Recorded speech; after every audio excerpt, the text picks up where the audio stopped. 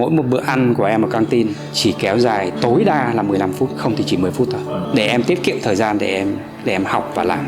Em mơ ước là em sẽ làm được một ngày nào đó em sẽ trở thành giám sát viên, và em đặt cho em cái mục tiêu là 5 năm. Bình, tại sao lại giờ này vẫn còn làm việc? Thế có bị đau đầu hay không? Thế và anh ấy nói chờ một chút, rồi anh ấy chạy lên phòng, anh ấy lấy cho em một viên thuốc đau đầu, và anh ấy nói rằng là nhớ nhé, lần sau đi thử rượu thì về nghỉ. Bằng mấy hôm sau em nhận được một cái thông báo là em được tăng 6 bậc lương một lúc. Kỷ niệm lớn nhất thì chắc có lẽ là với Tổng thống Mỹ George Bush. Xin lỗi ngài, tiêu chuẩn ngày hôm nay của ngài chỉ được 3 đồ uống thôi. Ngài Tổng thống vỗ tay một cái, quay ra nói là đường tao là Tổng thống mà đến đồ uống bây giờ tao cũng không được uống. Cái bút này á là một món quà nhỏ của Tổng thống Mỹ dành tặng cho thiên thần bé nhỏ mà sắp chào đời.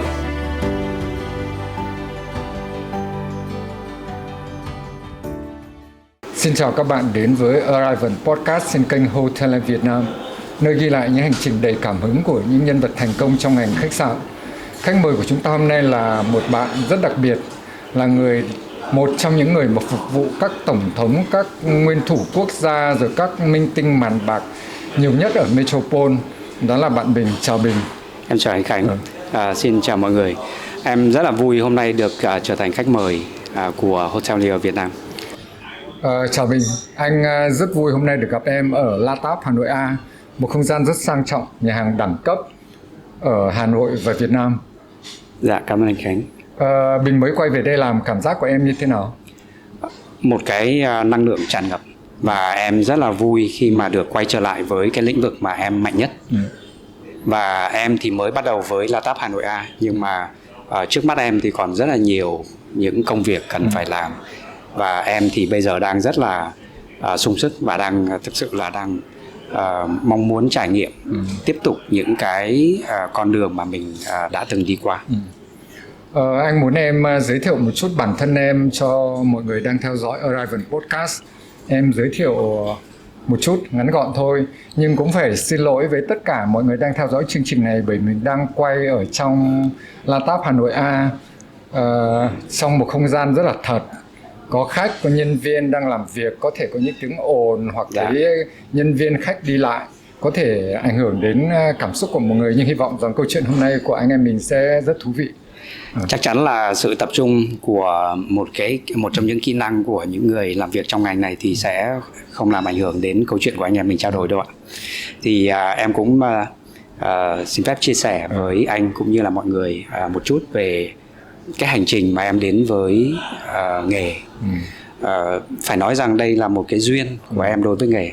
Vì em tốt nghiệp Đại học khoa Quản trị Kinh doanh, nên trong cái tư duy, trong cái suy nghĩ của em ấy, là em sẽ làm việc ở một doanh nghiệp sản xuất hoặc là kinh doanh, chứ không phải là một ngành khách sạn mà phục vụ dịch vụ. Tuy nhiên là thật là tình cờ thì một ngày em gặp chị Vân, là bếp phó của khách sạn Metropole. Chị Vân đã giới thiệu em để đến phỏng vấn ở khách sạn Metropole. Có quen biết gì chị Vân, họ hàng gì không? Thực tế là một sự rất là tình cờ là em sinh sống thì ở gần nhà chị Vân. Cho nên là qua cũng một người hàng xóm quan hệ thì cũng biết đến chị Vân. Dạ. Hỏi thế để biết là các bạn có phải hối lộ để trước khi được vào Metropole khách sạn xịn sò rồi? Dạ không, thì đây mới là cái câu chuyện là qua cái cuộc phỏng vấn thì nó đã làm cho em thay đổi hoàn toàn cái suy nghĩ của em trước đây. Suy nghĩ của em trước đây, cái ngành phục vụ, nghề phục vụ thì đơn thuần chỉ là mang đồ ăn thức uống ra để phục vụ cho khách, chứ không có cái gì là phức tạp cả với em, trong con mắt em suy nghĩ thời đó khi em vừa tốt nghiệp đại học. Tuy nhiên khi em bước chân vào khách sạn để phỏng vấn làm nhân viên phục vụ thì cái quá trình phỏng vấn đã thay đổi hoàn toàn em. Em phải trải qua 6 vòng phỏng vấn. Sao nhiều thế? Đầu tiên là em gặp chị Mai Hoa. Tiếp theo là em phỏng vấn với anh Lê Hồng Hải. Tiếp theo là anh giám đốc bộ phận ẩm thực, lúc đó là anh Dan Cruz. Tuy nhiên rằng sau khi phỏng vấn xong thì anh ấy lại nghỉ, và sẽ phải chờ anh Stefan nhận nhiệm vụ, và anh lại phỏng vấn em thêm một vòng nữa. 2 vòng tiếp theo là với 2 phó tổng giám đốc, một người Việt và một người Pháp. Anh hay là mọi người có hình dung được rằng chỉ là một nhân viên phục vụ, nhưng khi đi phỏng vấn anh được đưa cho một tờ báo Việt Nam News và anh phải đọc. Thì đấy là một cái trải nghiệm với em nó rất là khác Bởi vì trong con mắt em thì đấy, em cũng chia sẻ với anh ngay từ đầu là cái ngành dịch vụ nó rất là đơn giản. Nhưng khi phỏng vấn xong thì em thay đổi hoàn toàn. Em rất là nghiêm túc. Cho đến cái ngày mà em được nhận vào làm á, thì em vỡ òa cảm xúc. Giống như là em vừa mới vượt qua được một bài thi, em vừa mới tốt nghiệp một cái bằng cấp nào đó. Thế ngày xưa đọc cái đoạn Vietnam News có hiểu không? Em không hiểu hết cả cái đoạn đấy. Thế mà nhưng mà thực tế là em phải nói rằng cái tiếng Anh của em ngày đó cũng khá là tốt. Nhưng mà nó là tiếng Anh về doanh nghiệp, tiếng Anh quản trị doanh nghiệp mà không liên quan gì đến ẩm thực. Tuy nhiên em đọc cái đoạn đấy là đoạn về thời sự thôi. Chắc có lẽ là các anh ấy muốn thử em về cái phát âm. Cho nên là em sau khi em đọc Vietnam News là em được qua cái vòng phỏng vấn đó. Thế sau đấy thì em bắt đầu làm ở đâu, vị trí gì? Công việc đầu tiên của em là ở nhà hàng Âu. Em sẽ phải kể cho anh cái cảm xúc của em ngày đầu tiên em bước chân vào nhà hàng Âu. Đó là một sự choáng ngợp. Bản thân em thì sinh ra không phải ở Hà Nội, và em chỉ có học đại học bắt đầu từ Hà Nội thôi, nên là em chưa được tiếp xúc nhiều với những cái không gian sang trọng. Và khi em bước chân vào nhà hàng Le Boulier, là một trong những nhà hàng fine dining của Pháp thời bấy giờ, thì em nghĩ là thời đó Hà Nội chắc chỉ có 2 nhà hàng thôi. Thế và Le Boulier là một trong 2 nhà hàng đó. Và Le Boulier là một nhà hàng mà khi mà anh bước vào, anh cảm thấy gọi là nó Pháp ngay lập tức. Anh dung em chỉ nói một từ là anh cảm thấy Pháp ngay. Vì toàn bộ không gian đấy là kiến trúc Pháp, trang trí, bài trí cũng là Pháp, từ những chiếc đèn chùm cho đến những bức tranh treo ở đó, rồi đến thảm cho đến khăn bàn, tất cả mọi thứ nó toát lên một cái vẻ rất là sang trọng. Và em bị choáng ngợp. Có một cái không Pháp, em có biết là gì không? Anh đang nói về trang trí. Nhà hàng Le Boulier là treo toàn bộ tranh của anh Phạm Luận. Anh Phạm Luận là một trong những họa sĩ nổi tiếng ở Việt Nam và vẽ các bức tranh về đồng quê Việt Nam, về biển. Nhưng mà tranh của anh rất đẹp. Tranh rất đẹp ạ, vâng, rất là sang, rất đẹp. Và nó giống như là một cái điểm cộng cho cái không gian đó. Đúng rồi. Đấy là đầu tiên là về không gian. Thứ hai là về thực đơn. Cả một cuốn thực đơn là món Pháp. Em thì đơn thuần là chỉ là một người Việt và chỉ biết đến những món Việt thôi. Và thực đơn đó là hoàn toàn Pháp. Trong thực đơn thì chỉ có 2 ngôn ngữ là tiếng Anh và tiếng Pháp. Cái thứ ba là một cuốn gọi là danh mục rượu vang, wine list. Đấy là một trong những cuốn rượu vang gọi là lớn nhất Hà Nội lúc đó. Có rất là nhiều loại rượu vang. Và em thời điểm đó là chưa uống rượu vang bao giờ. Hỏi tiếp một câu nữa này. Cái thứ hai mà em thấy nó không Pháp đấy là cái gì? Đố đoán được đấy. Cái thứ hai mà không Pháp, em nghĩ chắc là không về con người thì chắc chắn là không phải rồi, đúng không ạ? Cái thứ hai em đến em thấy tất cả nhân viên phụ nữ, các bạn nữ là mặc quần áo dài, rất đẹp. Rất đẹp. Mặc dù đúng nhà hàng Pháp, tinh thần Pháp, mọi thứ Pháp, nhưng cái kết hợp đấy rất hay, đúng không? Dạ vâng. Rất sang trọng, rất đẳng cấp. Áo dài ngày đó là áo dài màu xanh, đúng rất rồi. Đẹp. Mình vẫn nhớ là phết nhỉ? Vâng. Anh thì không bao giờ quên. Những người phụ nữ mặc áo dài đều đẹp mãi. Dạ. Đấy là em nói về danh mục rượu vang. Và cái tiếp theo nữa mà em bị choáng ngợp, đấy là về con người. Lúc đó em bước vào đó là em là nhân viên trẻ nhất. Các anh các chị đều là những người có 4-5 năm kinh nghiệm rồi. Sau đó là em nhìn những người như chị Bảo Hà là quản lý, hay các anh chị giám sát viên ấy. Em ngưỡng mộ vô cùng. Em ngưỡng mộ lắm, bởi vì các chị có kiến thức này, các chị có tác phong này, có trải nghiệm này, các chị có sự tự tin, có ngoại ngữ, có tất cả mọi thứ. Và các chị rất thành công. Thế và em gọi là em mơ ước ở cái thời điểm đó là em mơ ước là em sẽ làm được một ngày nào đó em sẽ trở thành giám sát viên. Và em đặt cho em cái mục tiêu là 5 năm em sẽ phải trở thành giám sát viên. Và lúc đó em có một niềm tin mãnh liệt là em sẽ làm được. Nhưng em có biết rằng là em còn lên nhanh hơn mơ ước như thế đúng không? Dạ vâng. Em được thăng tiến lên làm giám sát viên sau 3 năm thôi. Và thực tế sau 5 năm thì em đã trở thành một quản lý trẻ nhất khách sạn lúc đấy giờ, gọi là outlet manager, có nghĩa là em quản lý hai cái quầy bar. Thì hồi đó là quản lý trẻ nhất. Lúc em làm nhà hàng Le Boiler đấy là chị Bảo Hà là quản lý đúng không? Dạ vâng. Em có biết hôm trước anh cũng vừa buôn với chị Bảo Hà với chị Nhung cũng ở La Táp Hà Nội A này không? Dạ vâng, dạ thế ạ. Vâng. Các chị cũng rất yêu quý Le Boiler, yêu quý Metropole và mọi người có rất nhiều kỷ niệm rất thích. Thế mà khi cái lúc đầu tiên em vào làm đấy, mọi cái đều choáng ngợp, bỡ ngỡ như vậy. Nhưng mà em có khó khăn lắm để vượt qua được cái đấy hoặc là để bắt nhịp được công việc không? Từ cái niềm tin của em là em sẽ làm được, thì nên là em có một cái kế hoạch hành động. Anh biết đấy là em chỉ được học tiếng Anh từ năm em học lớp 10. Và sau đó là vào đại học là em học chuyên ngành quản trị doanh nghiệp. Nên các từ ngữ liên quan đến nhà hàng, khách sạn, ẩm thực là gần như là em biết rất ít.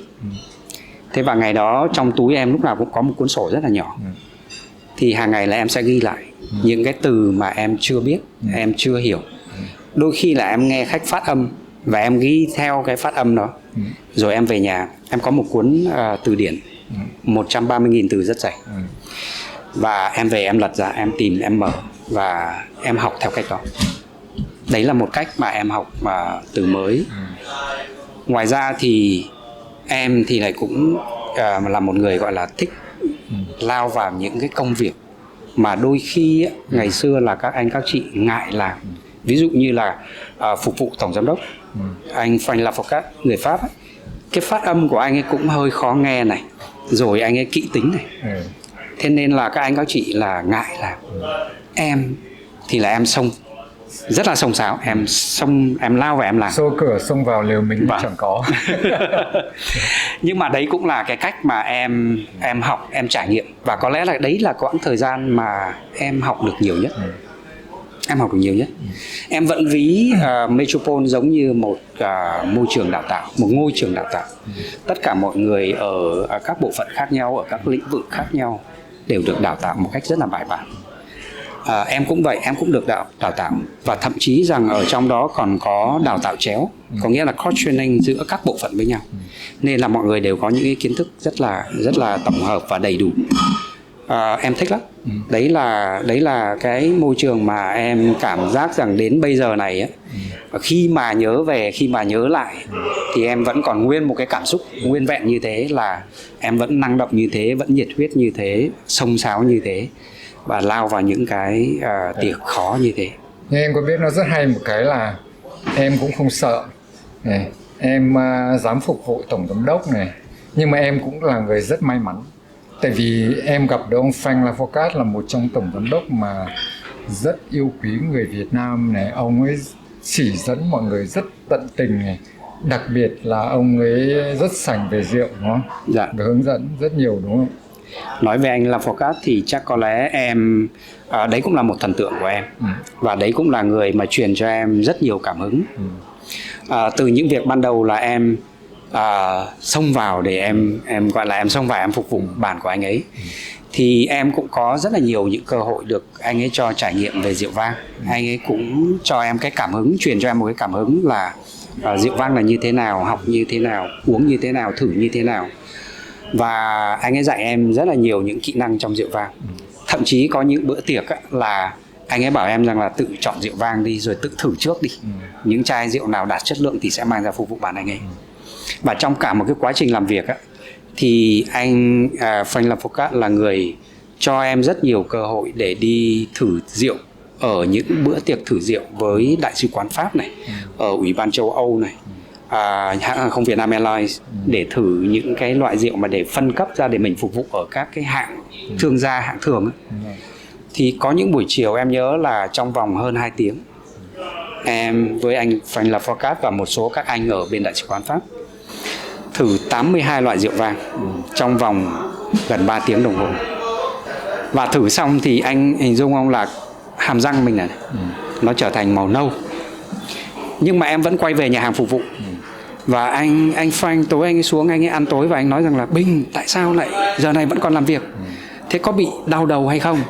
Thế và anh ấy nói chờ một chút, Rồi anh ấy chạy lên phòng, anh ấy lấy cho em một viên thuốc đau đầu. Và anh ấy nói rằng là nhớ nhé, lần sau đi thử rượu thì về nghỉ, chứ không đi làm nữa. Đấy, ông ấy là một trong GM rất là tốt, rất Vâng. tử tế.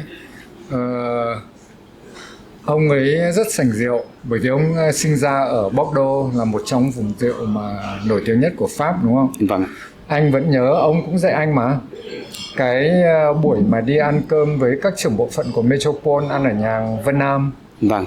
Buổi đầu tiên ông ấy dạy anh, tại vì khi mở chai rượu vang ra thì không ổn, trả lại.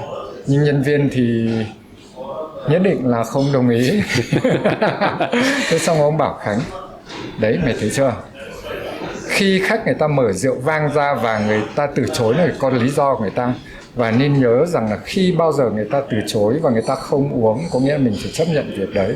Về việc Đúng đấy rồi. mình sẽ giữ lại và mình trả lại nhà cung cấp, đúng không? Đúng rồi. Rất hay là mình đâu có biết nhiều những cái đấy thì ông dạy mình, đúng không? Nhưng anh làm với ông cũng học được rất nhiều điều. Phải hôm nay sẽ cảm ơn ông nhưng nói xấu ông một tí. Vâng. Ông cũng rất kỹ tính và khó tính, đúng không? Vâng. Cũng rất khó Không tính. chính vì cái khó tính đấy mà mình cũng trưởng thành lên được rất nhiều. Dạ đúng. Yeah. Dạ đúng. Thực ra ở anh Frank, anh ấy có cả tính hài hước. Đúng rồi. Anh ấy rất là nghiêm túc, anh ấy rất là kỹ tính, rất là khó tính. Và là một người mà rất là am hiểu về khách sạn ẩm thực. Dĩ nhiên rằng ở vị trí của anh ấy thì chúng ta nói về cái chuyện am hiểu thì nó sẽ hơi thừa.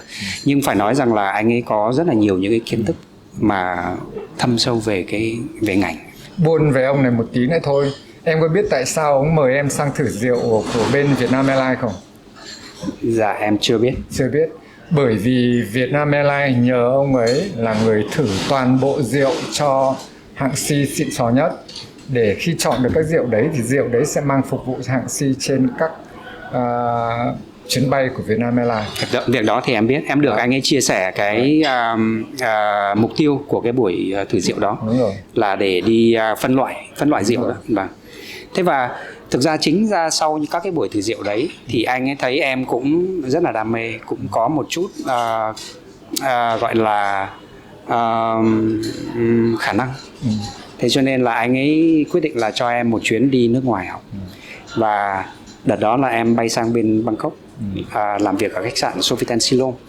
Thì cả một chuỗi thời gian ban ngày á, là em sẽ học lý thuyết với anh Kevin. Kevin là người Singapore nhưng mà đã học và làm việc ở rất là nhiều các nhà hàng khách sạn ở bên Pháp. Em học lý thuyết ban ngày với anh Kevin. Và buổi tối á, thì ở trên V9 là một cái nhà hàng và bar. Họ có một cái gọi là wine market rất là rộng. Và có, em nói là phải vài trăm loại rượu khác nhau, và mỗi loại rượu thì vài chai, cho nên là một cái bộ sưu tập rượu khổng lồ. Thì ban ngày em học lý thuyết, thì buổi tối em lên trên đó và em bắt đầu bán hàng. Tức là em sử dụng những cái gì em đã học được và những kỹ năng bán hàng để mà em bán hàng cho khách ở đó. Thì đấy nó cũng là một quãng thời gian và một kỷ niệm rất là đẹp của em ở Bangkok. Anh đã ở Sofitel Siloam đấy rồi, cũng rất thích, cũng đã ngồi chèo lên đấy uống rượu. Rất nhiều rượu mà khách sạn rất xịn nhờ. Vâng. Em nghĩ là anh tổng giám đốc của khách sạn Sofitel Siloam sau đó cũng sang làm tổng giám đốc của Metropole, đúng không ạ? Và anh bếp trưởng anh Boris Kuzong ngày đó là bếp trưởng của khách sạn Sofitel Siloam và sau đó cũng sang nhận nhiệm vụ ở bên Metropole. Em ở đấy là 3 tháng đúng không? Em ở thực ra là có hơn 1 tháng thôi. Hơn 1 Dạ. tháng thôi. Thế lúc đấy vừa học vừa làm, tất nhiên là vất vả rồi, nhưng mà có khó lắm với em không?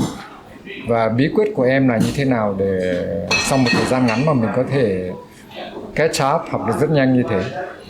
Thực ra thì thời điểm đó cái khó khăn nhất với em ấy thì nó đến từ cái bản thân em. Đó là em không ăn được đồ cay. Yeah. Thế mà đồ ăn Thái thì rất cay. Mà em sang đó thì được chế độ của khách sạn là ở trong khách sạn thôi, nhưng mà ăn thì sẽ ăn cùng với các bạn đồng nghiệp. Nghĩa là ăn ở căng tin. Và đồ ăn ở căng tin thì cay khủng khiếp. 3 ngày đầu tiên gần như em không ăn được gì mấy. Tại sao em nhớ anh bếp trưởng Boris Kuzong? Bởi vì là em thường lên trên bếp á, em xin anh ấy bánh mì và bơ, em xin ăn. Thế là anh ấy mới ngày hôm sau đi họp trưởng bộ phận á, thì anh ấy mới nói lại cái vấn đề đó. Và từ buổi trưa hôm sau thì em được đặc cách là ăn cùng với các anh chị là giám đốc các bộ phận, là được ăn buffet trưa. Nhưng mà buổi tối thì dĩ nhiên là vẫn ăn đồ ăn của căng tin ở đó. Và buổi đêm thì em theo các bạn đồng nghiệp là đi ra ngoài để ăn. Thế còn nói về cái trải nghiệm mà em học ở bên đấy á, thì thực ra với em thì em sẽ chắt chiu từng thời gian, từng chút thời gian một, để em có thể học được những cái gì mà mình đang rất là mong muốn hướng tới. Em chịu khó lắm, em mang máy tính sang rồi sổ sách sang, em ghi chép đầy đủ. Thực tế là khi mà em về lại khách sạn Metropole, em cũng làm một báo cáo và em gửi lại cho anh Lê Hồng Hải. Nhưng mà ngày đó thì cái cơ hội để được đi học ở nước ngoài, để cọ sát với những người mà làm sommelier nổi tiếng, cũng như một cái môi trường mà anh có thể trải nghiệm cái việc là anh sử dụng kiến thức đã học được để bán hàng ấy, thì không có nhiều. Thậm chí ở Metropole lúc đó thì cũng chưa có một cái wine cellar để mà mình có thể dẫn khách vào đó để bán. Nhưng ở bên V9 của Sofitel Siloam là đã có rồi.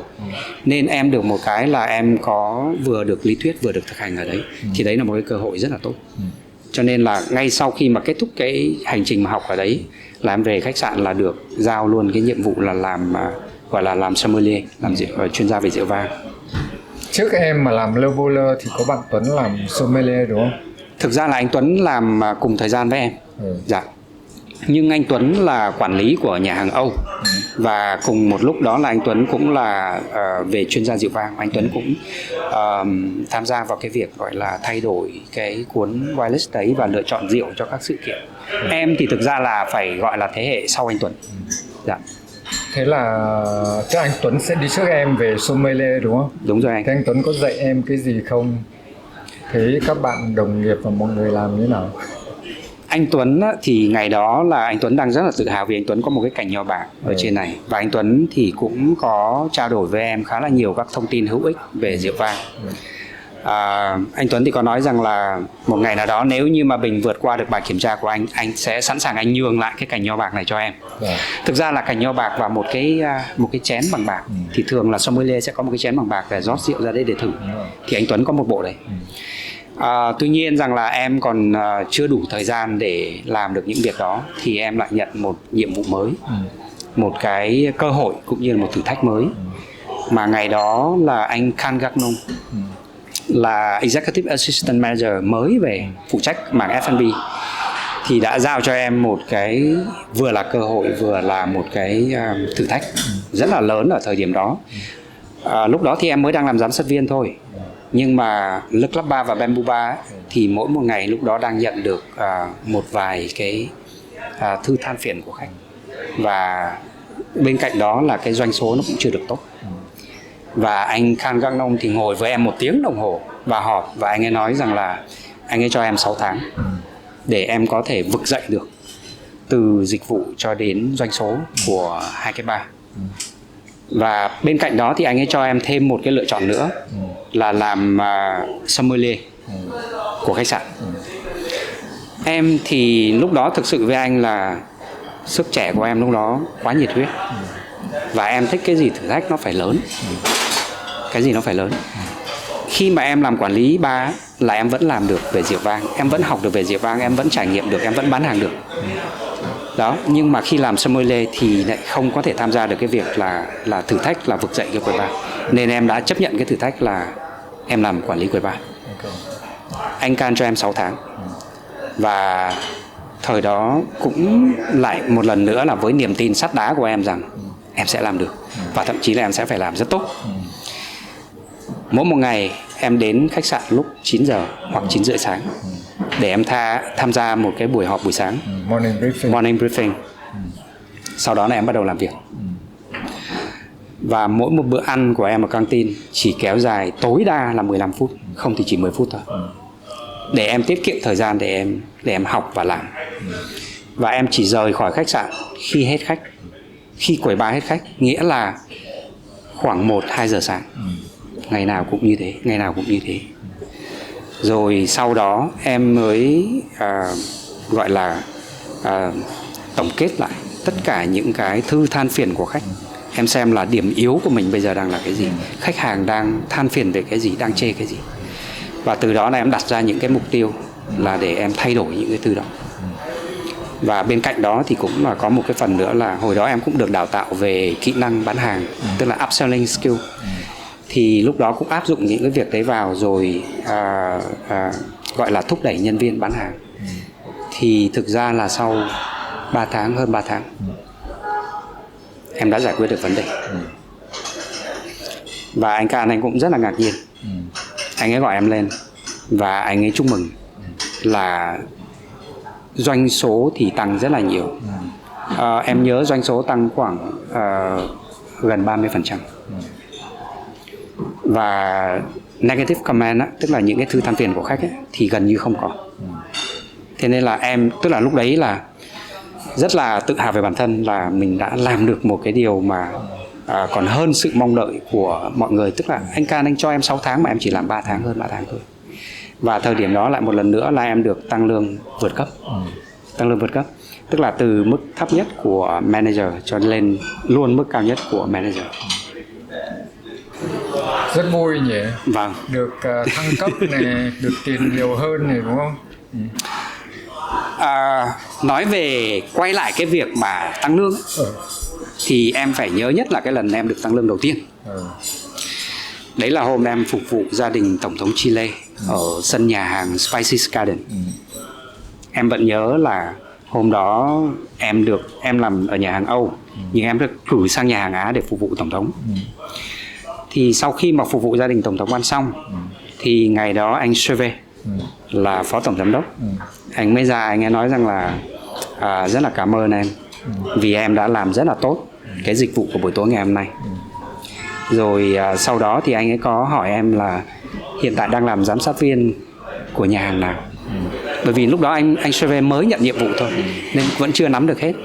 Thế em mới trả lời là em đang là nhân viên chứ không phải giám sát viên, là nhân viên của nhà hàng Le Beaulieu. Anh nói nhân viên, vậy thì sẽ phải là senior, có nghĩa là nhân viên chính chứ không phải là nhân viên phụ. Em trả lời là không. Nếu như mà nói về mức lương á, thì tôi bây giờ mới đang làm food runner hoặc là nhân viên phụ thôi, nhân viên chạy việc thôi. Thế thì anh ấy ngạc nhiên lắm. Và em thì không biết là câu chuyện gì xảy ra sau đó tiếp theo. Em chỉ biết rằng mấy hôm sau em nhận được một cái thông báo là em được tăng 6 bậc lương một lúc. Nhảy nhanh nhỉ. Và em nghĩ rằng đấy nó cũng sẽ là một trong những kỷ lục của khách sạn. Bởi vì thường thì 6 tháng đến 1 năm thì mỗi một nhân viên sẽ được một cơ hội để điều chỉnh lương. Em thì được một lần 6 bậc. Thế 6 bậc như thế về tiền có đi chiêu đãi bạn gái hay chiêu đãi mọi người trong gia đình không? Ngày đó thì em lại không đam mê là đi bar, đi cocktail hay gì cả. Mà em đơn giản lắm anh. Em đi về và đi uống bia hơi cho mát. Uống một mình à? Không, với đồng nghiệp. Thường là với đồng nghiệp. Anh em làm quầy bar mà rất là muộn. Rượu chè trong bar thì không uống. Cho nên là mỗi một khi mà đi làm về á, thì chỉ muốn thực sự là muốn xả stress, xả cái áp lực công việc. Và lúc đấy thì chỉ muốn uống một cái gì đấy thật mát, xong rồi đi về nhà ngủ để ngày hôm sau còn tiếp tục làm việc. Vì cái cường độ làm việc của em thì sẽ khác với mọi người. Em làm em rất là dài giờ, dài thời gian. Một là anh thấy em có một điểm rất giống anh Lân, ngày xưa là bếp phó của Metropole và sau đấy là một trong những người Việt Nam đầu tiên là lấy cái trưởng khách sạn 5 sao, là bao giờ cũng đến làm rất sớm mặc dù chưa đến ca để tận dụng thời gian đi làm, học hỏi, đam mê công việc. Nhưng mà anh quay lại một chút này, thế cái lúc mà đang làm nhà hàng Le Beaulieu này, hàng Pháp này, anh nghĩ là lúc đấy tổng giám đốc hoặc là giám đốc ẩm thực cũng hơi liều là cử em sang nhà hàng Spicy Garden phục vụ Tổng thống Chile đúng không? Dạ. Là phục vụ đồ ăn món Việt, đồ ăn Việt mà. Dạ. Thế thì em xử lý kiểu gì? Thực ra thì cái thời điểm đó là em đã có một cái bề dày về dịch vụ rồi, một bề dày kinh nghiệm về dịch vụ rồi. Thế nên là cái việc mà chất lượng dịch vụ đối với em á thì em lại không lo. Cái khó của em đó là món ăn. Bởi vì em không phải là ngày nào em cũng phục vụ ở nhà hàng Á, thì để em có thể hiểu được cái món Việt. Tuy nhiên đổi ngược lại á, thì mình là người Việt Cho nên là về món Việt đâu đó mình cũng có thể rất là dễ để có thể học được. Cái thứ hai nữa là em rất là cẩn thận, là trước mỗi món á, thì em bao giờ cũng sẽ xuống dưới bếp để em tìm hiểu về món ăn đó, để em đọc được các cái thành phần đó, và em lên em sẽ phải đặt cho khách, rồi em sẽ giới thiệu cái món đó là như thế nào. Đấy là lần đầu tiên em phục vụ tổng thống đúng không? Em không nhớ được lần đầu tiên của em phục vụ tổng thống là khi nào, nhưng đấy là lần đầu tiên em phục vụ tổng thống ở trong khách sạn. Trong khách sạn. Dạ. Lúc đấy có lo lắng, có sợ không? Thực ra thì em không sợ, em cũng không lo lắng. Em có một cái đó là em rất là tự tin. Và thực ra em vẫn nói với em rằng là phục vụ được những bàn như tổng giám đốc thì những bàn còn lại em đều làm được hết. Tổng giám đốc khác và tổng thống khác chứ. Ý em nói ở đây rằng là về cái chất lượng dịch vụ. Bởi vì tổng thống thì sẽ là đi công vụ và có thể là sẽ là nghỉ dưỡng. Còn tổng giám đốc khi ăn ấy, là tiếp khách và là cái bộ mặt của khách sạn. Cho nên là ông ấy sẽ, em gọi là soi, sẽ rất là soi về những cái chi tiết. Phục vụ như thế nào, phục vụ từ phía nào, giải thích ra làm sao, tay cầm đĩa như thế nào, rót chai rượu ra làm sao. Đấy, tất cả những cái kỹ năng đấy thì ông tổng giám đốc sẽ là người để ý. Chứ còn tổng thống thì chắc là sẽ không để ý đến những việc đó. Nghe có lý đúng không? Nhưng mà em thấy phục vụ tổng thống Chile đấy có gì khác biệt, đặc biệt không? Hoặc là tổng thống có thích ăn đồ ăn Việt Nam không? Trước khi tổng thống lựa chọn ăn tối ở nhà hàng Á thì tổng thống cũng có nhiều sự lựa chọn về các nhà hàng khác nhau cũng như là các thực đơn khác nhau. Nhưng mà thực ra thì cái này là về phía ngoại giao lựa chọn thực đơn cho tổng thống cũng như là bếp trưởng sẽ lên một cái thực đơn riêng. Em thì em thấy là mỗi một cái tiệc mà chiêu đãi tổng thống, thủ tướng thì vẫn là một bài toán của bếp và cũng như là của Bộ Ngoại giao phối hợp với nhau để lựa chọn một cái thực đơn nó phù hợp với cái buổi tiệc chiêu đãi đó. Vì tùy theo từng tính chất của từng tiệc khác nhau mà mình sẽ lựa chọn những cái thực phẩm khác nhau, những cái thực đơn khác nhau. Thế có ăn mắm tôm hay nước mắm không? Thường thì bọn em sẽ rất là tránh mắm tôm, bởi vì đấy là không phải là thành phần đấy, thành phần là mắm tôm ấy, không phải là ai cũng ăn được. Thì thường là bọn em sẽ tránh.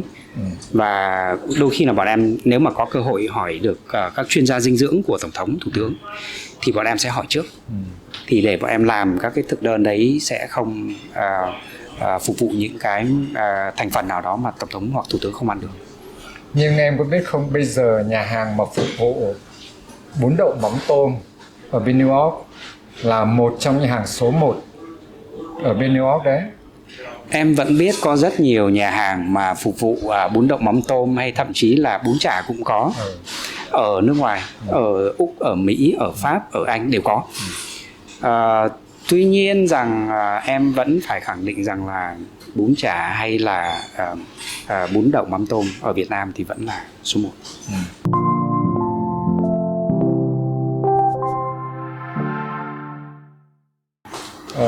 Quay lại, thế sau cái thời gian nhận được tăng 6 bậc lương đấy, thế hành trình tiếp theo của em lúc đấy là như thế nào?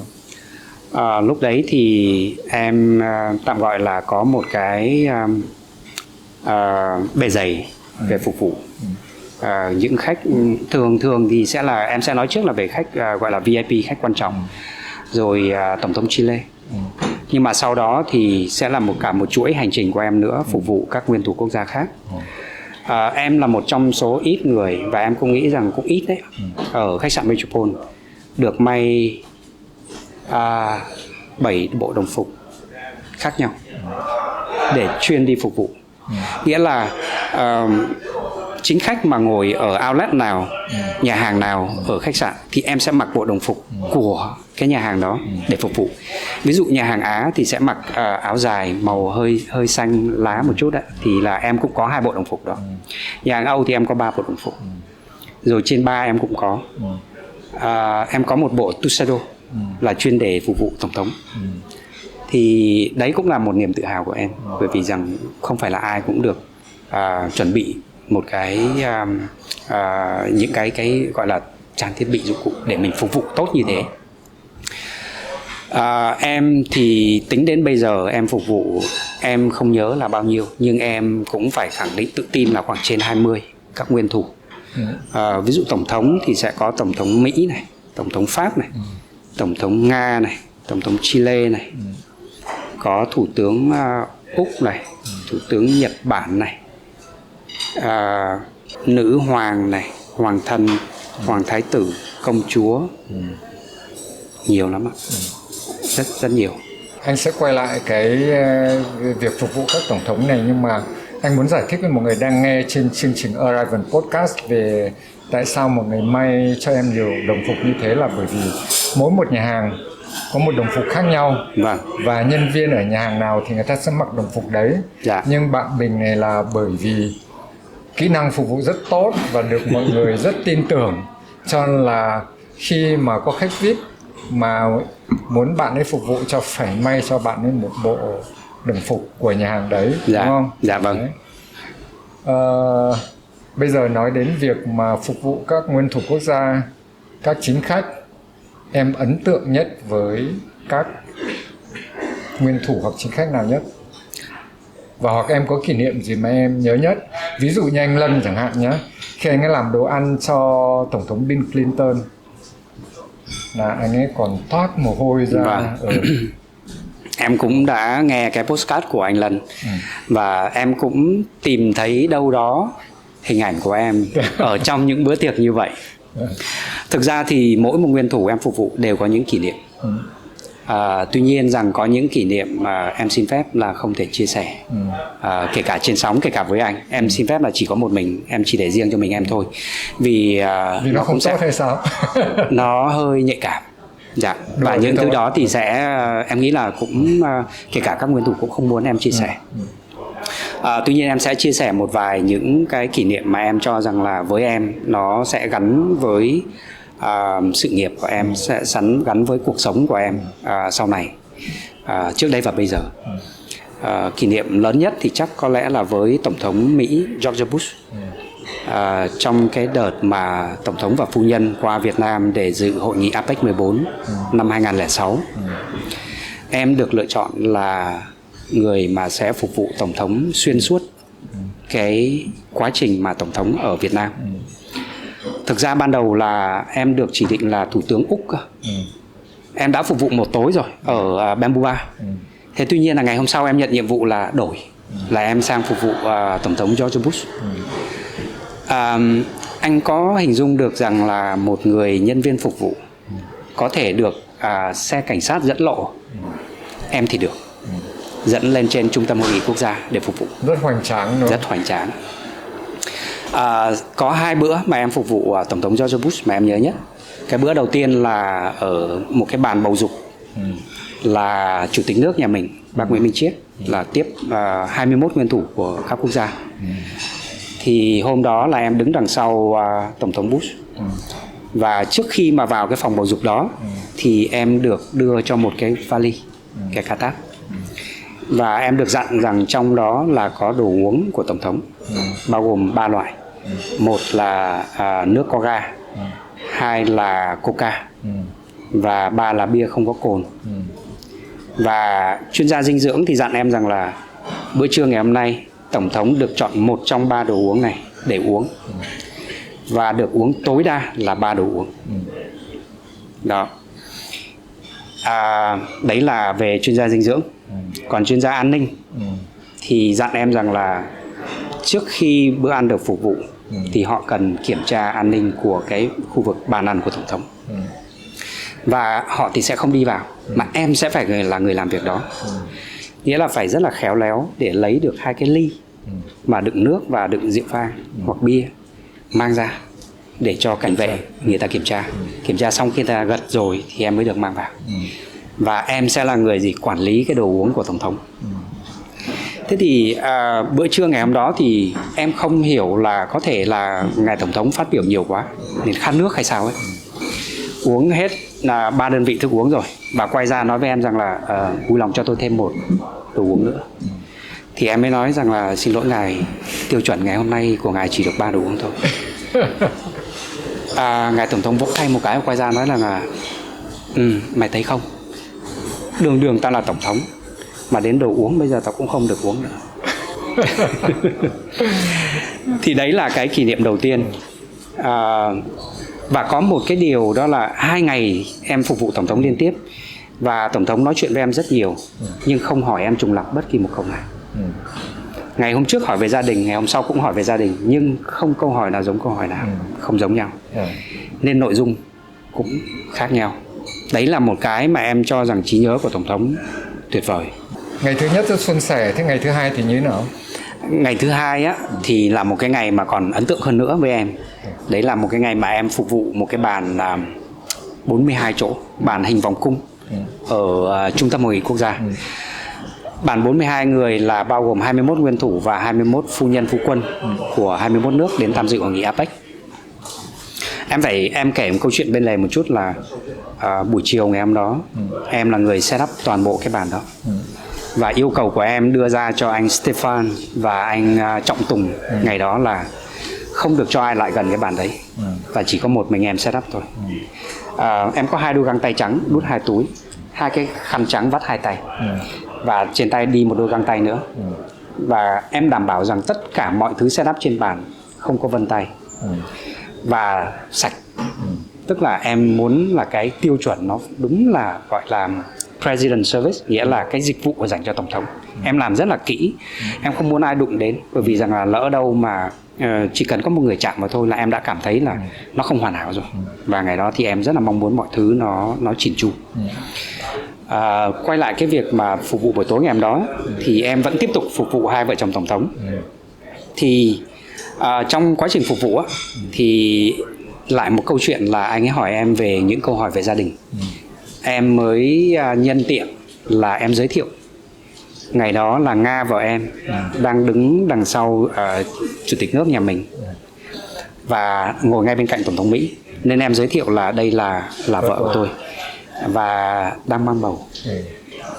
Thế thì ngay lập tức anh biết không, tổng thống đứng phát dậy và đi ra thì mới xoa xoa bụng của vợ em và nói rằng là chúc mừng 2 vợ chồng. Và đã biết là con trai hay con gái chưa? Thì vợ em trả lời là dạ chưa biết. Thì tổng thống mới nói rằng là tôi muốn đặt tên cho con gái, cho đứa con. Nếu là con gái thì hãy đặt tên là Little Laura, và nếu là con trai thì sẽ đặt tên là Little George, có nghĩa là tên vợ hoặc là tên chồng. Sau đó thì anh ấy rút trong túi ra một cái bút, anh ấy lấy cái thực đơn lên và anh ấy ký tặng bọn em. Rồi anh ấy đưa cả thực đơn và cả cái bút, và anh nói là cái bút này á là một món quà nhỏ của tổng thống Mỹ dành tặng cho thiên thần bé nhỏ mà sắp chào đời. Thì em nghĩ rằng chắc trước đến giờ là chưa có ai được những cái món quà như thế, chưa có ai có được những trải nghiệm như thế. Em cũng đấy cũng là một cái trải nghiệm gọi là unique, duy nhất cho đến thời điểm này. Nên tên của con gái em bây giờ là Laura Nguyễn, là tên đúng theo cái tên mà tổng thống Mỹ đặt cho con gái em. Rất tuyệt vời. Nhưng mà em có biết em quên cái gì lúc đấy không? Em quên gì ạ? Xin ông ấy thì cho luôn quốc tịch của Mỹ luôn đi. Đúng nhỉ? Lẽ ra lúc đó em phải xin cho con gái quốc tịch ở Mỹ. Không sao, anh nghĩ là bạn ấy cũng rất giỏi mà, đúng không? Có nhiều cơ hội, nhưng đây anh nghĩ là một trong những kỷ niệm tuyệt vời, vô cùng tuyệt vời trong cuộc đời và sự nghiệp của em, đúng không? Dạ. Quả thực là rất là đáng nhớ, rất thích. Em thì rất nhiều những kỷ niệm khác nữa với các nguyên thủ. Em ví dụ như là với tổng thống Pháp Jacques Chirac, thì bọn em đã phải đến từ buổi chiều để set up bàn. Rồi em sẽ phải là người mà đứng sẵn sàng ở cái vị trí mà tổng thống sẽ đến và ngồi, là em đã phải đứng ở đó rồi. Hai bên em là cảnh vệ của tổng thống Pháp. Thế rồi khi mà tổng thống bước vào cộng với lại chủ tịch nước nhà mình vào, và hai người bắt đầu những bài diễn văn phát biểu, em vẫn nhớ rằng ông Jacques Chirac, ông ấy cầm một tập A5 rất dày, và ông cứ như thế chậm rãi ông đọc bài phát biểu. Còn em đứng đằng sau ấy, thì em phải dùng cái từ là em đứng như gác lăng. Em đứng như gác lăng vì em phải đứng rất nghiêm này, không được tựa này, đứng nghiêm, đứng chân nghiêm luôn, và hai bên là cảnh vệ. Em chỉ cần dịch chuyển là cảnh vệ họ sẽ liếc, và như thế thì sẽ làm mất tập trung của mọi người, nên em không dám đụng đậy gì cả. Bài phát biểu của Tổng thống xong thì đến bài phát biểu của Chủ tịch nước. Hai bài phát biểu là hơn 30 phút. Em gần như muốn khuỵu luôn. Cảm giác thứ nhất là mỏi này, cảm giác thứ hai là khát nước, vì đứng ở trong một cái môi trường như thế rất là khát nước. Cho nên là ngay khi hai bài phát biểu kết thúc, mọi người nâng ly ấy, thì sau khi kéo ghế cho Tổng thống lại thì em chạy ngay ra ngoài, giống như kiểu em làm một bài thể dục vậy. Đi lại để cho chân mình hoạt động, rồi đi ra uống một cốc nước và cũng ngay lập tức là quay ngược lại để phục vụ. Em nghĩ rằng đôi bàn chân em bây giờ nó nói lên tất cả. Bàn chân em chai sần hết xung quanh, có những lúc có thể dùng dao mà có thể cắt được. Thế em với anh Lân cũng giống nhau cái phi vụ này đây. Còn một kỷ niệm nữa là em thì không được phục vụ Tổng thống Mỹ Bill Clinton khi mà ông còn đang đương nhiệm. Nhưng ngay khi mà ông ấy về rồi đó, tức là không còn, đã hết nhiệm kỳ, thì ông ấy quay lại Việt Nam. Thì em lại là người mà phục vụ Tổng thống Bill Clinton, gọi là cựu Tổng thống, 2 lần ở nhà hàng Lee Club. Và cái cảm giác thì cũng không kém gì anh Lân trước đâu ạ. Cảnh vệ này, chuyên gia dinh dưỡng này, rồi rất là nhiều người đứng trong bếp, đứng tất cả các góc ở trong nhà hàng, đứng khắp nơi cả. Rồi công an nhà mình này, rồi tất cả các ban ngành, nhiều lắm. Đó, và em lại là người tiếp tục phục vụ đến Tổng thống Mỹ Bill Clinton. Em được chụp ảnh cùng này, và ngài Tổng thống Bill Clinton cũng ký tặng em trong một cuốn thực đơn. Em cũng giữ khá là nhiều những cái bản thực đơn mà có chữ ký của Tổng thống, Thủ tướng đến bây giờ. Vâng. Đấy là một bộ collection rất giá trị, quý hiếm đúng không nhỉ? Vâng. Em vừa nói đến Lee Club, thì Lee Club là một trong nơi mà ngày xưa thỉnh thoảng anh cũng tới. Dạ. Anh cũng gặp em, cũng ăn uống, thưởng thức ở đấy, thích cái không gian, thích đồ ăn, và rất ngưỡng mộ chị chủ của cái Lee Club. Dạ, vâng. Đúng không? Chị Mai đúng không? Vâng ạ. Sao em đang làm Metropole em lại chuyển sang làm cho chị Mai cho Lee Club? Nó có 2 lý do để mà em rời khỏi khách sạn Metropole. Cái lý do thứ nhất ấy là thực ra ở cái thời điểm mà năm 2008, đầu năm 2008, ở cái vị trí đó của em ấy, thì cũng gần như là một trong những vị trí của người Việt mà cao nhất đối với ngành F&B. Cái lý do thứ hai á, là ngày đó em được một tập đoàn gọi là Food Art Group ở bên Mỹ, họ qua và họ mời em qua bên Mỹ làm việc. Em tự tin lắm, vẫn một niềm tin như thế. Em tự tin lắm, em xin nghỉ và em đi xin visa sang Mỹ. Thật không may là em không xin được. Em xin 2 lần đều không được. Thế sao ông lôi mấy chữ ký của ông Bush, ông Bill Clinton, tôi đã từng phục vụ đây. Em có trình bày đấy nhưng mà có lẽ rằng chưa đủ thuyết phục. Vâng. Và nó cũng là một cơ duyên anh ạ. Cơ duyên. Thì lúc đó là chị Mai đang tìm một người để thay thế cho tổng quản lý của Lee Club thời bấy giờ, để có thể tiếp tục vận hành Lee Club. Và em đến đúng thời điểm. Thế nên là chị Mai thì gặp nhanh lắm, nói Bình thì đâu còn lạ gì nữa đâu, chị gặp em suốt. Thôi được rồi, thế thì chuẩn bị đi làm em nhé. Dạ vâng, cảm ơn chị. Thế thì nếu nói Metropole là một trải nghiệm, một môi trường để đào tạo lên con người của em, thì Lee Club sẽ là một hành trình. Thực sự là một hành trình, vì em gắn bó với Lee Club hơn 14 năm. Rất dài. Em vẫn nhớ là ngày đầu khi mà em làm với chị Mai ấy, thì chị Mai nói với em có nói với chị Mai là chắc có lẽ em xin phép làm với chị 4 năm. Cũng giống như là một nhiệm kỳ của một người trưởng bộ phận ẩm thực. Sau 4 năm thì nếu không có gì mới em xin phép nghỉ. Anh biết là, tức là ngay ngày đầu tiên, những ngày đầu tiên đi làm mà em đã có kế hoạch cho 4 năm rồi. Chị Mai nói là không sao, em cứ làm đi. Nhưng trên thực tế thì chị Mai cho em quá nhiều những cơ hội, những thử thách, những trải nghiệm rất nhiều luôn ạ. Đi nước ngoài có, đi nước ngoài học có này, đi nước ngoài cọ sát, đi nước ngoài khảo sát, đi nước ngoài để đi chơi, đi mua sắm cũng có. Rồi ở Việt Nam thì hết mô hình này đến mô hình khác, làm ở Hà Nội, rồi làm ở thành phố Hồ Chí Minh, rồi làm ở Nha Trang, rồi làm ở Phú Quốc. Nha Trang thì em tham gia một cái dự án là cái resort An Lâm Ninh Vân Bay. Chỉ tham gia những ngày đầu thôi, em không tham gia sâu. Thế nhưng mà cũng là một cái cơ hội để cho em có thể trải nghiệm ở cái mô hình resort. Công việc chính của em thì vẫn là Lead Club Hà Nội, Lead Club Sài Gòn và Indochine Sài Gòn. Anh nghĩ như này, chị Mai đấy là một trong người phụ nữ ở Việt Nam anh rất ngưỡng mộ tài năng, trí tuệ, cũng rất thông minh, xinh đẹp và gu thẩm mỹ rất tốt. Đấy là một. Thứ hai là chị Nhung là chủ đầu tư của chính Latab Hà Nội A, dạ, đúng không? Rất thông minh, rất duyên dáng và cũng rất đẳng cấp, đúng không? Rất Việt Nam. Nhưng hai người đều rất thông minh. Nhưng anh muốn nói là chị Mai không những cho em những cái đấy mà cho em một cái nữa mà anh rất thích.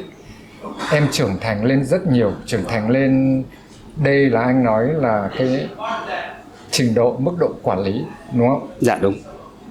Em lên một tầm nữa. Tại anh nhớ mà khi em làm Metropole, sau này em sang làm Lead Club, em đã vững vàng hơn rất nhiều. Và tại vì khi em quản lý luôn của hai cái cơ sở đấy thì em có rất nhiều các kỹ năng. Nhưng tại vì bên cạnh những người mà sếp thông minh thế mình học được rất nhiều, đúng không? Em thì sẽ dùng cái từ là với hai chị như chị Nhung, chị Mai là những tượng đài. Với em là những tượng đài. Bởi vì nhiều lúc em còn tự hỏi rằng em mới làm em điều hành có 2-3 cái nhà hàng thôi, mà em đã nhiều lúc em cảm giác rằng là mình đang bị quá tải. Thì các chị điều hành cả một tập đoàn, mấy chục công ty. Làm thế nào để các chị vừa điều hành được công việc này, vừa sắp xếp thời gian cho gia đình này, vừa có thời gian để giải trí. Thì thực sự là em phục vô cùng.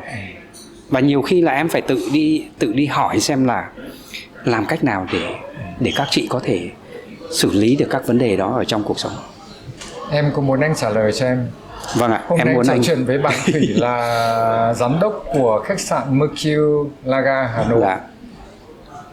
Bạn ấy cũng là một trong những bạn ấy là người Việt Nam phụ nữ đầu tiên làm giám đốc của khách sạn do tập đoàn Co quản lý. Dạ. Bạn nói là work smart, đúng không? Nhưng đúng rõ ràng là chị Nhung và chị Mai đều rất smart. Và nhưng mọi người cũng rất biết cân đối cuộc sống, balance, đúng không? Dạ. Mọi người rất enjoy công việc, enjoy cuộc sống và rất hòa hợp. Yeah. Có một điều em rất là phục nữa ở chị Mai, đó là chị Mai không có trợ lý, chị Mai không có thư ký. Tự chị sắp xếp được hết tất cả các công việc của chị. Và thậm chí rằng chị còn sắp xếp cả những công việc của gia đình mà liên quan đến cả chồng, con. Chị làm mọi thứ hoàn hảo, tuyệt vời. Đấy là thứ mà em rất là phục. Lúc đấy em nói rằng là chị Mai nhận em về bởi vì thay thế cho một người quản lý cũ, có phải là anh Tú đúng không? Dạ vâng, là anh Vũ Anh Tú. Anh Vũ Anh Tú là một người gọi là đàn anh đi trước của em, là một người cũng truyền cho em rất là nhiều cảm hứng, người để lại cho em cũng rất là nhiều những cái mà anh ấy đã set up sẵn cho Lead Club mà em được thừa hưởng. Và bây giờ cũng là một người rất là thành công trong lĩnh vực ẩm thực. Anh ấy đã có một chuỗi nhà hàng và có cả spa, có cả tiệm hoa nữa. Và đấy là cũng là một hình mẫu của em. Tú cũng hay buôn với anh, chia sẻ với anh. Và em có biết rằng Tú cũng sẽ là khách mời trong chương trình tiếp theo của Arrival. Em cũng mong là sẽ được nghe những chia sẻ của các anh, các chị và những thế hệ đi trước. Em thì dù sao chăng nữa vẫn là một trong những thế hệ trẻ, cho nên là những trải nghiệm của em phần nào đó vẫn còn chưa được nhiều như các anh các chị. Cho nên là em rất là mong muốn em được nghe thêm nữa. Bởi vì những cái Arrival Postcard của anh đăng lên em nghe hết, em nghe không thiếu một cái nào. Và qua đó em còn rút được cho mình những bài học. những cái câu mà các anh các chị rút lại ở trong đó với em nghe rất là có ý nghĩa. May quá, anh cứ tưởng là buồn tẻ dài quá em không không nghe. Không hề đâu ạ, không hề. Dạ. Mình nói về Metropole, nói về Lit Club, đều hai nơi đều rất thích. Sau đấy bây giờ anh em mình đang ngồi ở LATAP Hà Nội A đây. Thì em về đây, anh thấy lúc nãy mình nói về chị Mai, chị Nhung, nhưng anh nghĩ có một cái rất hay nữa là ngoài chị Nhung ra thì anh chủ đầu tư của cái LATAP này là anh Christian Deruti. Dạ. Em cũng sẽ là người rất may mắn đấy, bởi vì anh ấy cũng là một khách hàng ruột của Metropole này, đẳng cấp, sành ăn, thông minh, và nhưng mà là những người là rất hòa đồng. Đúng rồi. Anh nghĩ là anh ấy sẽ hỗ trợ em đây rất nhiều, đúng không? Vâng ạ. Thế quay đây làm quản lý, em có phải phỏng vấn hay gì không với anh Christian Deruti? Rất may là không ạ. Khi anh Christian Deruti nhận được cái hồ sơ của em á, thì anh ấy không phỏng vấn. Anh ấy chỉ làm một động tác, đó là kết bạn hay gọi là follow ở trên Instagram. Và sau đó cái ngày em nhận việc thì anh ấy gửi cho em một cái message là: Bình ơi, welcome to LATAP Hà Nội A, và mong gặp sớm. Đó. Thế nên là với em một sự khởi đầu rất là nhẹ nhàng. Cái người mà em gặp mà trước khi em vào làm á, thì lại là chị Nhung. Chị Nhung cũng là sáng lập của nhà hàng LATAP Hà Nội A. Thì hai chị em gặp nhau cũng không phải là một buổi phỏng vấn, mà lại là một buổi chia sẻ nữa. Hai chị em gặp nhau thì rất là hồ hởi, kiểu ôi lâu lắm rồi hai chị em không gặp, bao nhiêu năm rồi, trông chị vẫn thế, em vẫn thế, vẫn trẻ như thế, vẫn nhiệt huyết như thế, vẫn đầy năng lượng như thế. Nếu mà em mà về đây với chị thì may quá rồi, tốt quá. Thế còn xong rồi bắt đầu hai chị em là gọi là sao, buôn chuyện về những cái chuyện ngày xưa. Thế là em cũng cảm thấy ái ngại, vì bên cạnh là có giám đốc nhân sự của tập đoàn cũng đang ngồi, cũng đang muốn là phỏng vấn em mấy câu. Vâng. Thế chị Nhung quay sang nói là: thôi em ạ, Bình về con người thì là tin tưởng rồi, không có gì cả, thì chỉ có chị em mình xem là khi nào Bình có thể bắt đầu thôi. Đó. Thì em cũng rất là may mắn là từ Lit Club cho đến LATAP Hà Nội A, em đều không bị phỏng vấn, gọi là bị phỏng vấn. Bởi vì là thực ra là các chị biết em từ trước rồi, biết nhiều năm rồi, cho nên là không cần phỏng vấn. Rất thuận lợi. Dạ. Có các chủ đầu tư như thế, nhưng em có nghĩ rằng là mình sẽ có áp lực khi làm ở LATAP Hà Nội A không? Chắc chắn chị ạ. Thứ nhất là em phải chia sẻ là ở LATAP Hà Nội A là mình có những cái về kiến trúc nó được pha trộn giữa Pháp và Việt Nam. Ví dụ như là mái vòm là một cái kiến trúc đặc thù của Pháp, thì được khéo léo lồng ghép vào đây và tạo thành một cái mái vòm ở cái quầy bar ở đây. Nghe có vẻ hơi quảng cáo hay sao đấy, hình như em chưa trả lời đúng câu hỏi của anh đâu. Không, tại vì là em phải nói ra những cái thứ mà nó làm em choáng ngợp thì nó mới tạo cho em một cái sức ép.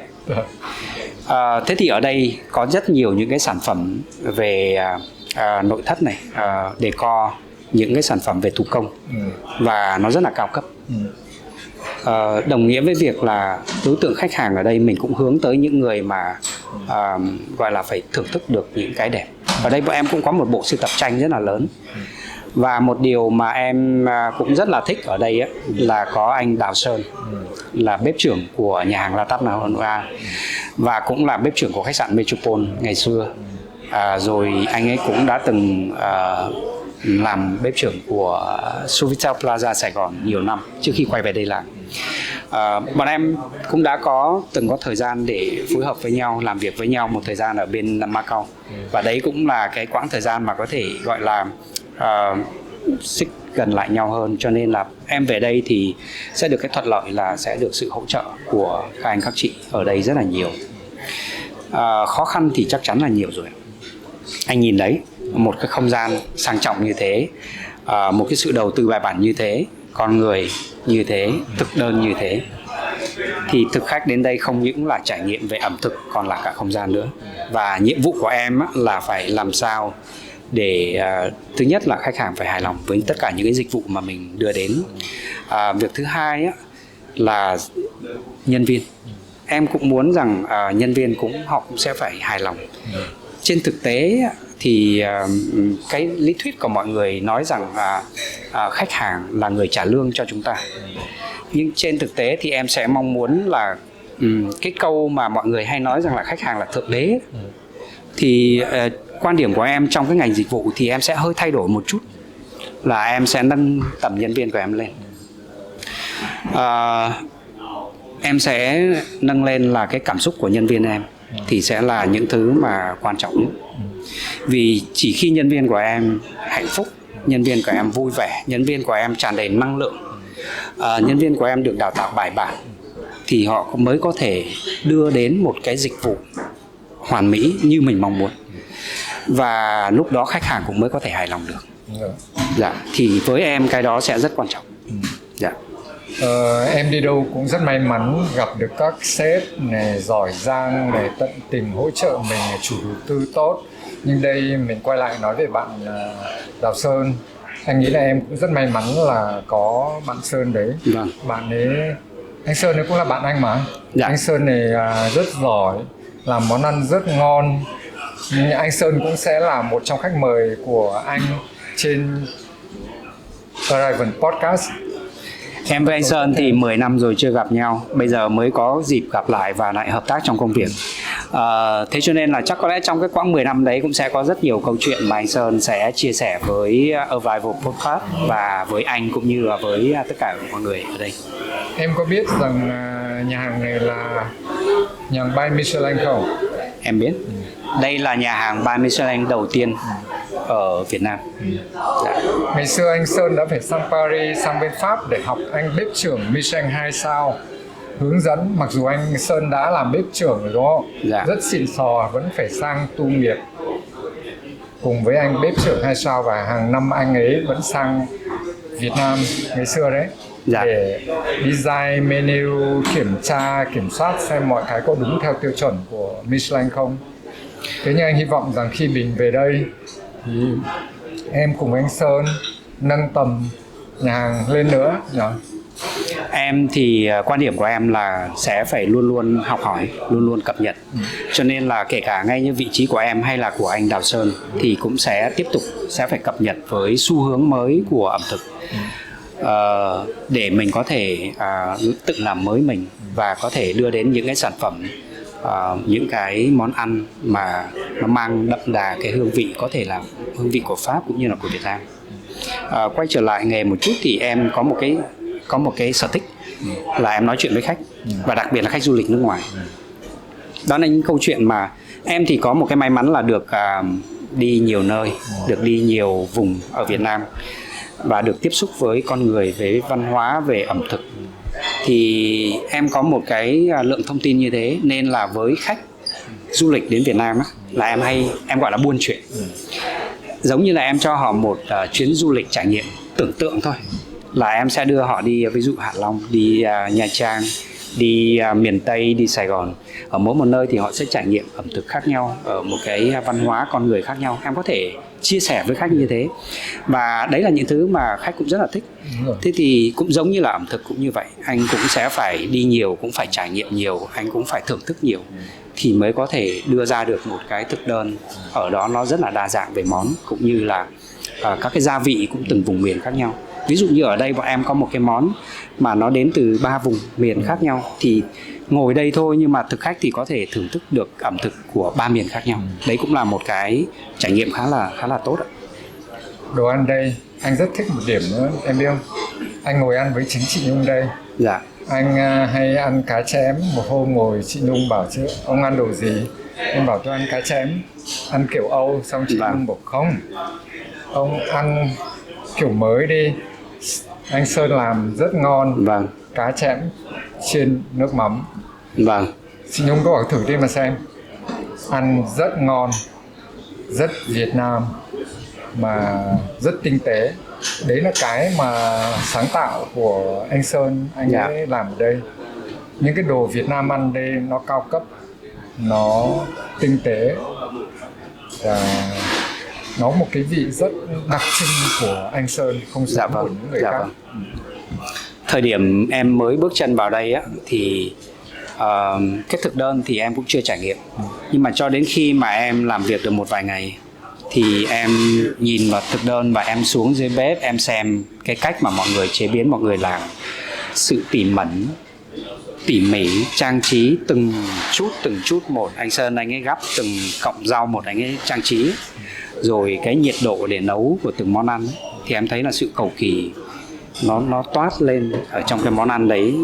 Nó hoàn toàn xứng đáng với những cái gì mà thực khách phải chi trả cho cái món đó.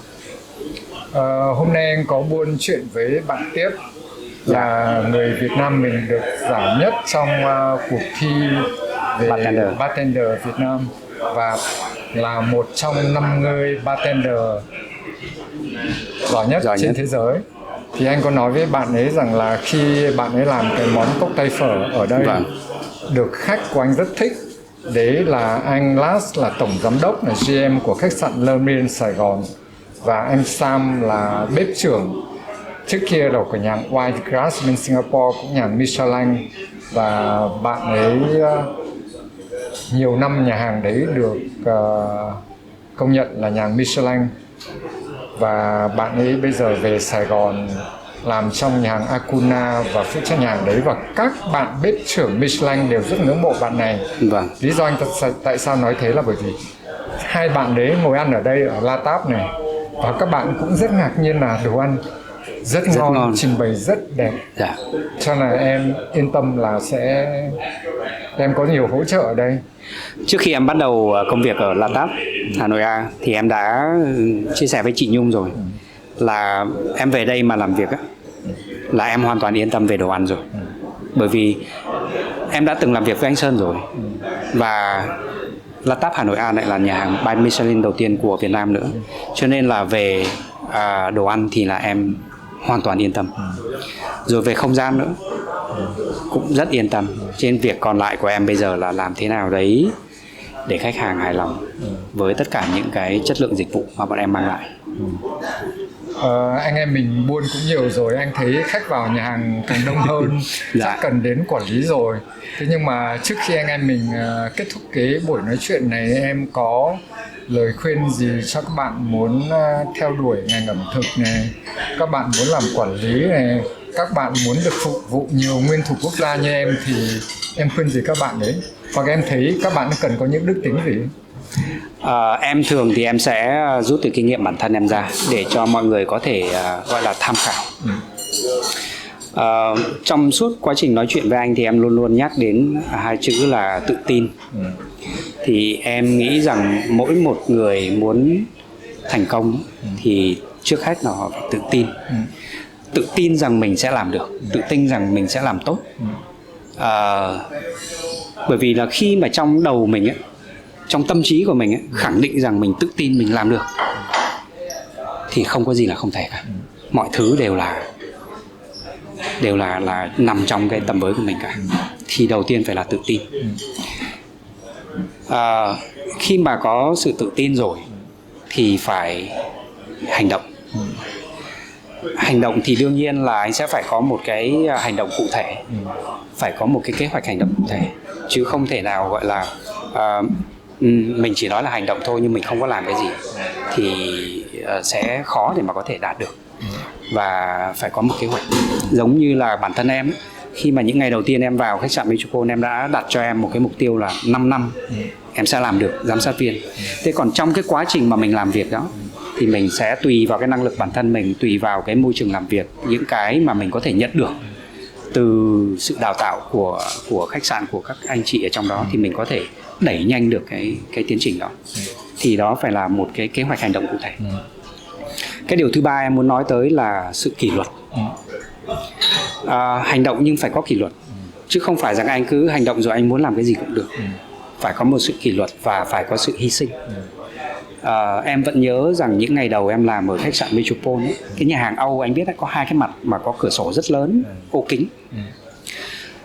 Chỉ đến cuối ngày thì em mới biết rằng là trong suốt quá trình thời gian mình làm việc là ngoài trời mưa mà, chứ trong suốt quá trình làm việc em không biết.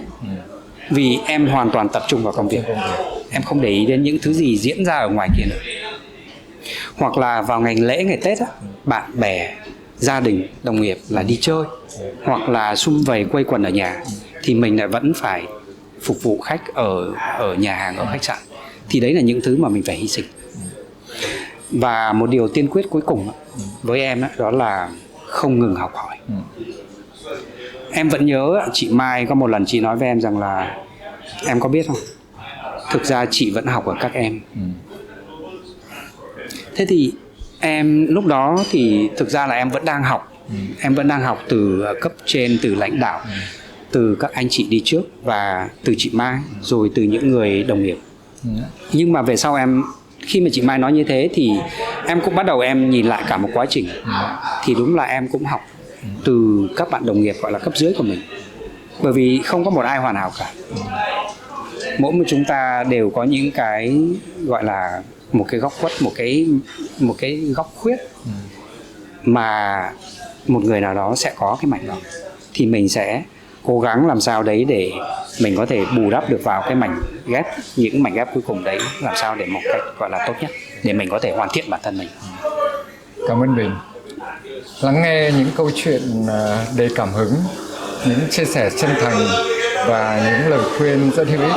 Hy vọng rằng các bạn tìm cho mình được một gặp quý giá trong hành trình chinh phục ước mơ trong ngành khách sạn đầy tiềm năng, đầy thú vị. Cảm ơn bạn Bình, khách mời của chúng ta ngày hôm nay, và anh chúc cho em là thành công với vị trí mới ở La Tát, Hà Nội A. Các bạn đừng quên hãy tiếp tục theo dõi Arrival Podcast trên kênh Hotel in Việt Nam để khám phá những câu chuyện đầy hấp dẫn khác. Xin cảm ơn. Cảm ơn anh Khánh rất là nhiều, và một lần nữa thì cũng cảm ơn anh Khánh đã cho em một cơ hội để có thể chia sẻ về cả một chặng đường sự nghiệp của em với anh cũng như là với tất cả mọi người. Và hy vọng rằng cũng sẽ có một số thông tin nào đó hữu ích đối với những ai mà đang trong quá trình mà có thể bắt đầu với cái ngành ẩm thực này. Cảm ơn anh Khánh một lần nữa. Cảm ơn Bình rất nhiều. Dạ.